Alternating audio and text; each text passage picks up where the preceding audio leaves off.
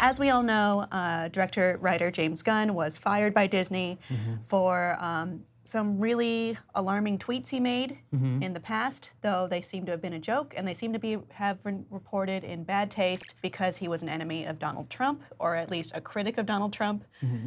Anyway, this has caused a lot of, I would say, support behind reinstating James Gunn. It really doesn't seem like they will reinstate James Gunn. No, it doesn't. I doubt it at this point. Yeah. It's like, how many huge corporations admit they made a mistake? Yeah, and it's fascinating too that Disney is kind of becoming this mega corporation that's taking control of like a bunch of other smaller corporations, companies. So it's like how big, like they're trying to protect their brand of dealing with children and stuff like that. But how far does that go, with different studios?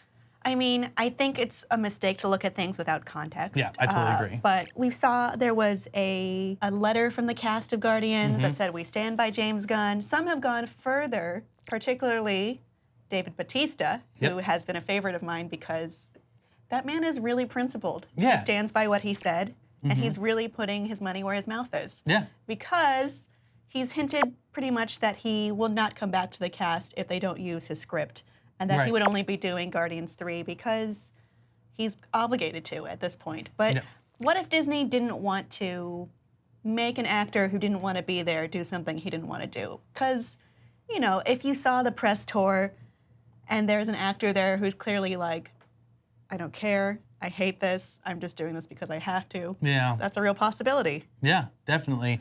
And I don't know, like, I feel that he would still, in the press tour and stuff, he would still treat the fans very well and stuff, but I think he'd be very open about dealing. Well, he's not someone to mince his words, Yeah, which is something we found very clear by his tweets, by his things that he said to different press outlets about this whole incident.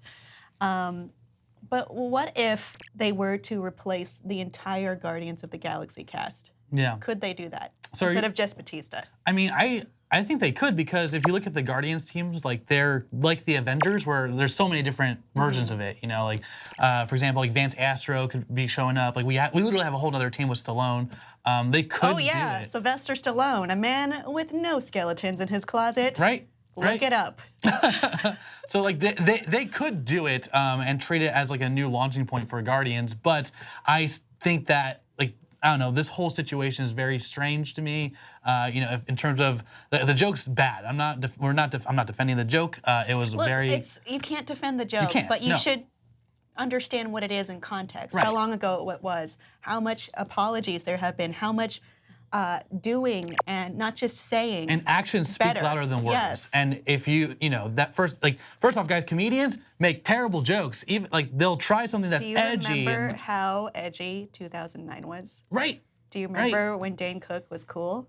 Do you? I do. I had wish Vicious I didn't. Circle on DVD, and now I just threw it out. but it's just, I don't know. That's too much time. There's too much, like, he doesn't stand by that. He's definitely a person who leads by action. I don't know, like, it just seems very strange to me. Well, the idea of replacing the Guardians of Galaxy, it does make sense, but it's a little bit more disingenuous than, let's say, moving on to Phase 4 of Marvel. Because right now, we're moving on. Who's going to replace Iron Man? Who's going to replace Captain America? Is someone going to replace Thor?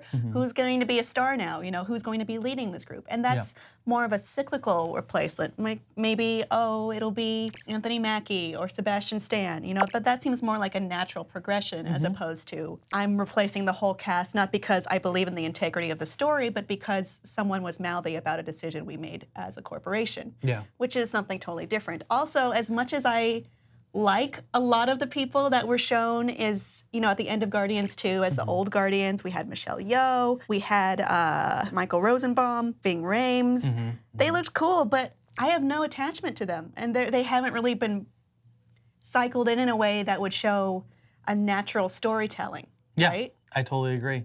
I don't know. It would be very hard to sell this to people who have been big fans of the series. And there are people who are very vocal, very fanatic about the James Gunn Guardians of the Galaxy. They built a ride based on these characters, or whether they masked an old ride based on these characters. Yeah, and I don't know, I still think that they could do it. I would, when Guardians came out, no one knew who these people were, and but it just, as you said, it just doesn't feel organic. It doesn't feel right. It just feels more like I think fans would have a lot of conflict. Yeah, it's a very strange happen. progression of events that would happen to this lead up. So they would have to be a major marketing push to change hearts and minds, because if you know anything about nerds, they are pretty stalwart and pretty vocal about things they do and don't like.